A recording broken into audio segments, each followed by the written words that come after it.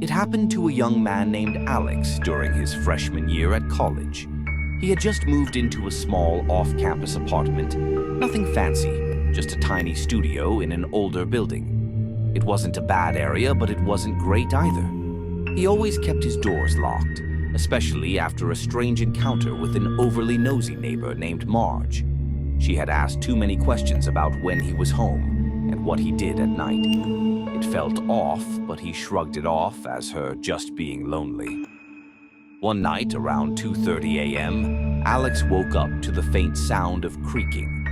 Half asleep, he assumed it was the old pipes or maybe the upstairs tenant walking around. He tried to go back to sleep, but then he heard the sound again, closer this time. It was unmistakable, the slow, deliberate creak of his wooden floorboards. His heart started racing as he realized someone was inside his apartment. He reached for his phone, but as he turned to grab it from the nightstand, he froze. In the dim glow of a streetlight outside his window, he could see the faint outline of a person standing at the edge of his bed.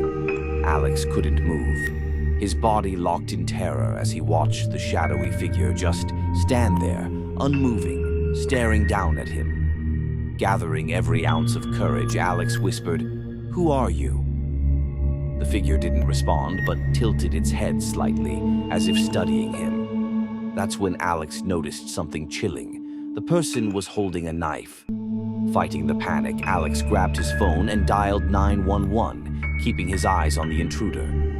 Suddenly, the figure bolted. Alex heard the heavy footsteps retreating down the hallway, and the door slammed shut. When the police arrived, they found no signs of forced entry. But here's the truly disturbing part.